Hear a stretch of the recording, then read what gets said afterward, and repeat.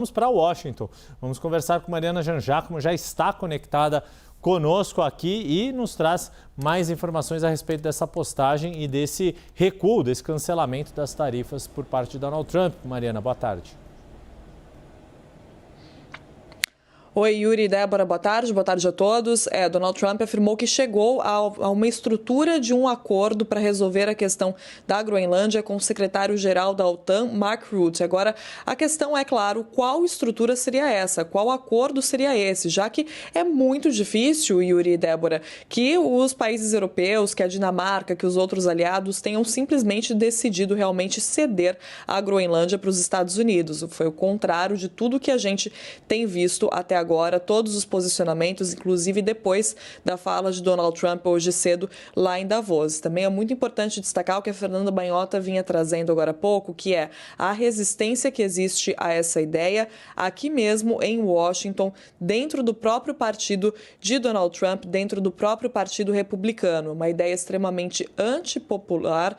Muitos congressistas acreditam que isso poderia trazer, que essa história toda, aliás, já está trazendo muito mais prejuízos do que benefícios para a forma como a população em geral vê Donald Trump e como os aliados importantes veem Donald Trump também. Afinal de contas, a gente está falando de países da Europa, países de peso que têm sim barganha na negociação com os Estados Unidos. A gente falou bastante até nessa semana da bazuca comercial europeia, né, que é aquele instrumento de coerção econômica que a União Europeia criou em 2023 para usar contra a China, nunca chegou a usar, mas que agora estava cogitando usar contra os Estados Unidos, impondo tarifas retaliatórias e uma série de restrições a serviços e investimentos estrangeiros, ou seja, a Europa tem sim, claro, muito poder de barganha com os Estados Unidos, os próprios aliados de Donald Trump sabem disso, congressistas republicanos, então não é uma ideia, essa ideia de tomar a Groenlândia a qualquer custo, não é uma ideia popular aqui nos Estados Unidos.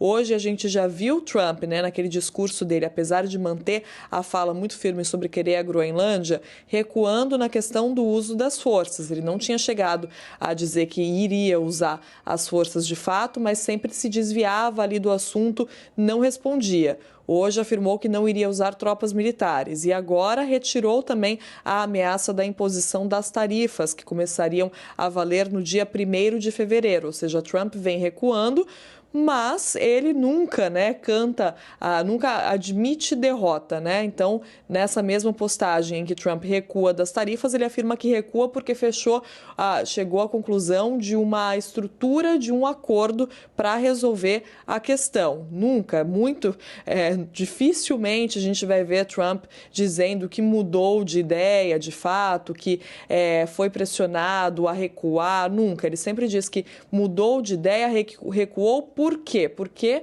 aliás, nem diz que recuou, né? Diz só que não precisa mais cumprir aquela ameaça que ele tinha feito. Isso é clássico de Donald Trump. Agora, realmente, a gente tem que esperar para ver qual a reação do próprio Mark Rutte, da OTAN, com relação a isso. A gente viu situações muito parecidas na época das tarifas do ano passado, né? Quando Trump anunciou aquele tarifaço para todos os países do mundo, e aí foi voltando atrás, foi recuando, mas sem dizer jamais que tinha sido um recuo, dizendo que a ideia era aquela o tempo todo, que a ideia era justamente fazer um anúncio, fazer uma ameaça, depois fechar acordos com os outros países, e muitos nem foram fechados, alguns países nem deram concessões de fato para Donald Trump, mas conversaram ali, fizeram reuniões, e aí Trump acaba usando essas conversas, acaba usando qualquer reunião para dizer que conseguiu fazer uma grande negociação, né? Ele que gosta de se gabar de ser um bom negociador. Então, é uma situação que pode ser semelhante, de novo. A gente ainda precisa ver o que a União Europeia tem a dizer sobre isso, o que a OTAN tem a dizer sobre isso, mas lembra, sim, a situação de Trump recuando das tarifas no ano passado. Débora e Yuri.